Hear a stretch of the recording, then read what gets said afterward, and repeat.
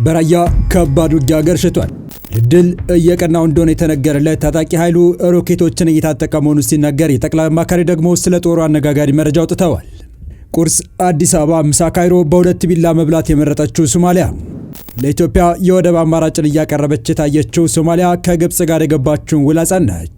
ጉዳዩ ለአዲስ አበባ ቀይ መብራት ነው ተብሏል። መከላከያ ወደ ትግራይ በርካታ ሰራዊትና መሳሪያዎችን እንደላከ በተገለጸበት ወቅት በትግራይ ክልል በሁለቱ ታጣቂዎች መካከል እየተደረገ የሚገኘው ውጊያ ተባብሶ ቀጥሏል። በራያ ግንባር ተጀምሮ የነበረው ውጊያ ጋብ ብሎ የነበረ ቢሆንም ዳግም አገርሽቶ ከፍተኛ ውጊያ መካሄዱ ተገልጿል። ድል እየቀናው እንደሆነ የተነገረለት የሀራ መሬት ታጣቂም ሮኬቶችን እየታጠቀ መሆኑ ሰምቷል። በዚህ መሃል ታዲያ የጠቅላዩ አማካሪ ስለ ጦሩ አነጋጋሪ መረጃ ይፋ አድርገዋል። በመረጃ ሰዓታችን የምንዳስሰው ቀዳሚ ጉዳያችን ነው። በሌላኛው መረጃችን ደግሞ ለገናዥ አልመች ያለችውና የምስራቅ አፍሪካን የጂኦፖለቲካ ቁመና በየቀኑ የምትለዋውጠው ሶማሊያ አንዴ አዲስ አበባ አንዴ ደግሞ ካይሮ ማልቷን ቀጥላበታለች። አሁንም ለቀጠናው ፖለቲካ አዲስ ነገር አሰምታለች። በዝርዝር እንመለስበታለን። ሰላም ውድ የወሎ ዴሊ ቤተሰቦች እንደምናላችሁ፣ ቻናሉን ሰብስክራይብ፣ ላይክ፣ ሼር ያደረጋችሁ እስከ መረጃዎቻችን ፍጻሜ አብራችሁን ቆዩ። 25% ቅናሽ ከቪስኮ ዲፕሎማቲክ አፓርትመንትስ የአዲስ አበባ ማዕከል በሆነ ቁጥር 1 ሳይት ያለቁ 2 ቤዝመንት ፕላስ ግራውንድ ፕላስ 18 ከቴራስ ጋር ሲሆን እንደዚህ ጥንቅቅ ተደርገው የተገነቡ ባለ 3 ሌግዠሪ አፓርትመንት ቤቶች የሚገኙት መስቀል ፍላወር ናዝራ ሆቴል ጀርባ በአራቱም አቅጣጫ ከበቂ በላይ መግቢያ ያለው ዲፕሎማቶች የታዋቂ ሰዎች መኖሪያ በሆነ አካባቢ ነው። ባለ 3 መኝታ በ153 እና በ167 ካሬ ያለቁ ዲጂታል ኢካርታ ያላቸው ቤቶች እንዲሁም ቁጥር 2ኛው ሳይታችን ኦሎምፒያ ጋዜቦ ዋሽንግተን አደባባይ አጠገብ አስፋልት ዳር በግንባታ ሽያጭ ላይ ሲሆን ሙሉ 3 ቤዝመንት ፕላስ ግራውንድ ፕላስ 25 የሆነ የንግድና የመኖሪያ ቅይጥ ግንባታ የያዘ ነው። 20% ቅድመ ክፍያ፣ ተመራጭ ቦታ እስከ 25% ቅናሽ ይዘንላችሁ መጥተናል። ለተጨማሪ መረጃ በ0912 03 5489 ይደውሉልን። ቪስኮ ሪል ስቴት የታማኝነት ምልክት።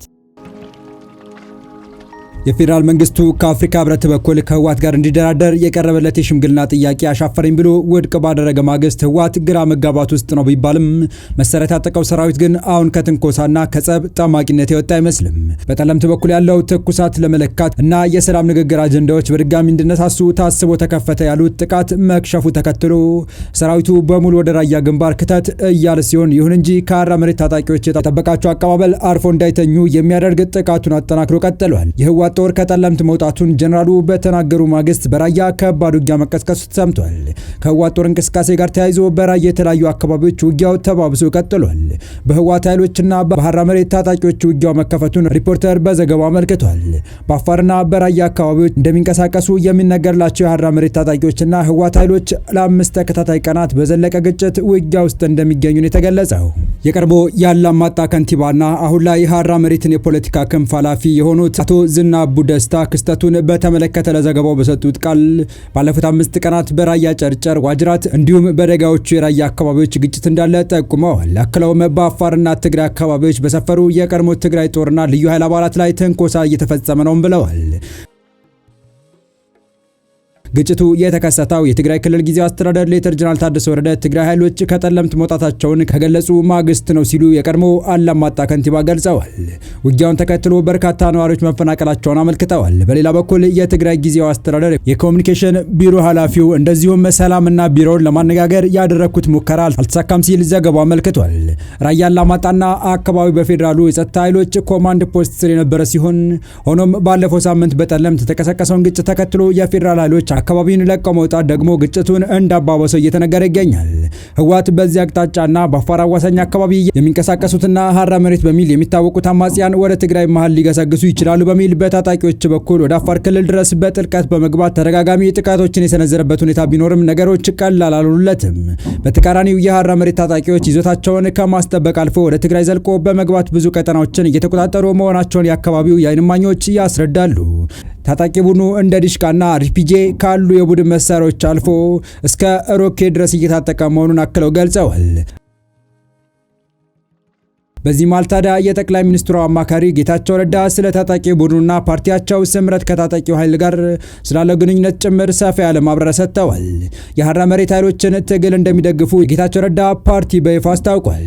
የሐራ መሬት ታጣቂ ኃይል የጌታቸው ረዳ ስምረት ፓርቲ ወታደራዊ ክንፍ ነው የሚሉ ክሶች እየተሰሙ ባለበት በዚህ ሰዓት ፓርቲው የአማጺ ኃይሉን ትግል ደግፋለሁ ማለቱ ትኩረት ሳቢ ሆኗል። የትግራይ ክልል ጊዜያዊ አስተዳደርና ህወሓት ይኸው በአፋር የሚንቀሳቀሰው ታጣቂ ኃይል ጌታቸው ረዳ በሚመሩ ስምረት ፓርቲ እንደሚመራና የፌዴራል መንግስት በገንዘብና በጦር መሳሪያ ድጋፍ እንደሚያደርግለት በተደጋጋሚ ሲገልጹ ቆይተዋል። የፌዴራሉ መንግስት የትግራይ ተወላጆች እርስ በርስ ለማጋጨት በማሰብ ታጣቂ ኃይሉን እየደገፈው መሆኑን እናውቃለን። አሁንም በራችን ለሰላም ክፍት ነው፣ ወደ ትግራይ ተመለሱ የሚሉ ጥሪዎችንም ሲያስተላልፉ ቆይተዋል። ሆኖም ታጣቂ ኃይሉ የፌዴራሉ መንግስት የሚያደርግለት አንዳችም ድጋፍ እንደሌለ በመጥቀስ በክልሉ ውስጥ ሁሉን ያማከለ ፖለቲካዊ ተሳትፎ እስከሚፈጠር ድረስ ትግሉን እንደሚቀጥል ይናገራል። በአንዳንዶቹ ታጣቂ ኃይሉ በፌዴራል መንግስት ይደገፋል የሚል መደምደሚያ ላይ የተደረሰው ታጣቂ ቡድኑ ነፍጥ አንግቦ በጎረቤት ክልል አፋር ያለ ችግር መንቀሳቀሱ እንደሆነ የሚገልጹት የክልሉ አመራሮች ለሰላማዊ ዜጎች ስጋት የሚሆን ታጣቂ ኃይል ከለላ መስጠት ብዙ ትርጉም አለው ሲሉ ይደመጣሉ። ስምረት ፓርቲ ከጀርባ የታጣቂ ቡድኑን ይመራል የሚል የበረታ አስተያየትም ይቀርብበታል። ዋዜማ ያነጋገረቻቸው የቀድሞ የደቡብ ትግራይ ዞን ዋና አስተዳዳሪ አቶ ሀብቱ ኪሮስ በአሁኑ ወቅት የፓርቲው ምክትል ፕሬዚዳንት ናቸው። የስምረት ፓርቲ ምክትል ሊቀመንበር የሐራ መሬት ታጣቂዎችን አደራጅታችሁ ድጋፍ ታደርጋላችሁ ይባላል፣ የእርሱ አስተያየት ምንድን ነው ተብለው ተጠይቀዋል። አሁን በጥሩ ቁመና ላይ እንገኛለን። በአሁኑ ወቅት የፌዴራል መንግስት የሚያደርግልን አንዳችም ድጋፍ የለም። ድጋፍ የሚያደርግልን በሀገር ውስጥና በውጭ ያሉ የትግሉ ደጋፊዎች ናቸው። እስካሁንም ወደ 3 ሚሊዮን ብር ገደማ ድጋፍ አድርገውልናል ብለዋል። እኚህ ያሉት ስምረት ፓርቲም የትጥቅ ትግሉ አካል ነው እንደማለት ይሆን በሚል ከዋዜማ ለቀረበላቸው ጥያቄ ሲመልሱም የትግሉን ዓላማ እንደግፋለን እንጂ ፓርቲያችን የሚመራው ሰራዊት የለም የሚል ምላሽ ሰጥተዋል። ከ2 ዓመታት በላይ የተካሄደውን ጦርነት ከቋጫው የፕሪቶሪያ ስምምነት በኋላ ከሰብአዊና ኢኮኖሚያዊ ቀውስ ያልወጣው የትግራይ ክልል ያጋጠመው ፖለቲካዊ ቀውስ በክልሉ ውስጥ በርካታ ፖለቲካዊ አንጃዎች እንዲፈጠሩ ምክንያት ሆኗል። ከ2016 ዓ.ም ሚያዝያ ወር ጀምሮ ባሉባልታ ደረጃ የነበረው በህወሓት ውስጥ ክፍፍል ተፈጠረ የመባሉ ጉዳይ በዚሁ ዓመት ነሐሴ ወር ላይ የተካሄደውን 14ኛ ድርጅታዊ ጉባኤ ተከትሎ በይፋ ወጥቷል። የድርጅቱ ሊቀመንበር ደብረጽዮን ገብረ ሚካኤል የሚመሩት ቡድንና በወቅቱ የጊዜው አስተዳደር ፕሬዝዳንት የነበሩት አቶ ጌታቸው ረዳ የሚመሩት ቡድን በየፊናቸው በሚዲያ ፕሮፓጋንዳ ከታገዘ የቃላት ጦርነት አንስቶ በኋላም አመራሮቹ የክልሉ የማይነቀነቅ ምሰሶ በማለት የሚኮሩበትን የትግራይ ተዋጊ ኃይል እስከ መሰንጠቅ የደረሰ ሁኔታ ፈጥረዋል።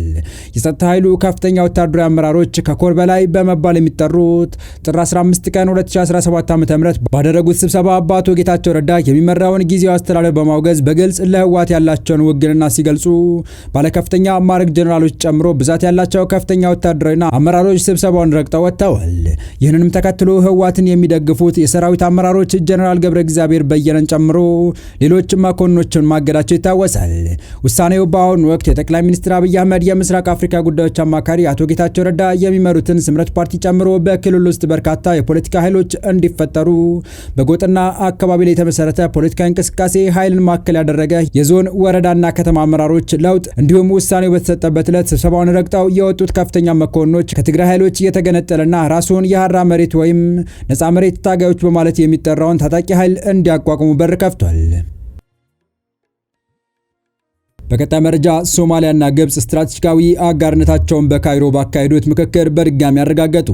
የሶማሊያ ፌዴራላዊ ሪፐብሊክ የውጭ ጉዳይና ዓለም አቀፍ ትብብር ሚኒስቴር አብዲ ሰላም አሊ ከግብጻቻቸው ከውጭ ጉዳይ ሚኒስቴር ባድር አብድላቴ ጋር ትናንት ሐሙስ በካይሮ ከፍተኛ የዲፕሎማሲ ምክክር ማካሄዳቸውን የሶማሊያ ዜና አገልግሎት ሶና ዘግቧል።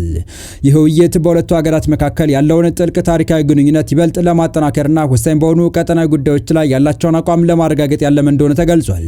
በውይይቱ ወቅት ሁለቱ ሚኒስትሮች የሁለትዮሽ ትብብራቸውን ወደ ላቀ ደረጃ ለማሸጋገር በሚያስችሉ ሁኔታዎች ላይ የመከሩ ሲሆን በተለይም በጋራ ፖለቲካዊና ደህንነት ጥቅሞች ዙሪያ ያላቸውን ቅንጅት ለማሳደግ የሚረዱ መንገዶችን ማሰሳቸው ተመላክቷል። ይህ ውይይት በሞቃዲሾና በካይሮ መካከል ያለውን ለረጅም ጊዜ የዘለቀ ግንኙነት፣ የጋራ ድጋፍና ለቀጠናው መረጋጋት ያላቸውን የጋራ ራዕይ የሚያንጸባርቅ መሆኑን በዘገባው ተመላክቷል። ሚኒስትሩ ባድር አብድላቴ ግብጽ ለሶማሊያ ፌዴራላዊ ሪፐብሊክ አንድነት፣ ሉዓላዊነትና የግዛት አንድነት ያላትን የማይናወጥ ድጋፍ በድጋሚ አረጋግጠዋል። የማረጋገጫ የአፍሪካ ቀንድ ሀገራት ድንበር መከበርና የሀገራትን ሉዓላዊነት በዲፕሎማሲያዊ ግንኙነቶች ውስጥ ዋነኛ የትኩረት አቅጣጫ በሆነበት ወሳኝ ወቅት ላይ ቀረበ ነው። በተጨማሪም ባለስልጣናቱ የቀጠናውን የጸጥታ ሁኔታ በጥልቀት የገመገሙ ሲሆን በአፍሪካ ቀንድ ሰላምና መረጋጋትን ለማስፈን የሚደረገውን ጥረት ለማጠናከር ስምምነት ላይ ደርሰዋል። ምክክሩ የተጠናቀቀው በቀጠናው የሚታዩ አዳዲስ ፈተናዎችንና ድሎችን በጋራ ለመወጣት በቅርበት ዲፕሎማሲያዊ ቅንጅታቸውን ለመቀጠል ቃል በመግባት ነው ሲል ሶና ዘግቧል። የተወደዳችሁ የቻናላችን ቤተሰቦች ለአሁኑ ለእናንተ ይመጥናሉ ብታደምጧቸው ታተርፉባችኋላችሁ ብለን የመረጥንላችሁ ዕለታዊ መረጃዎቻችን እስካሁን ያደመጣችኋቸው ነበሩ። በተመሳሳይ ሀገራዊና ቀጠናዊ ጉዳዮች እንዲሁም ዓለም አቀፋዊ የጂኦፖለቲካ ወታደራዊና አነጋጋሪ ክስተቶችን ለበለት ተከታትለን በትኩስ ይዘን እንደምንቀርብ እያሳወቅን የቻናሉ ቤተሰብ ካላችሁ ሰብስክራይብ፣ ቪዲዮን ላይክ እና ሼር በማድረግ ተደራሽነታችን ታሰፉ ዘንድ አክብሮታዊ ግብዣችን ነው። አበቃን። ሰናይ ጊዜን ተመኘን።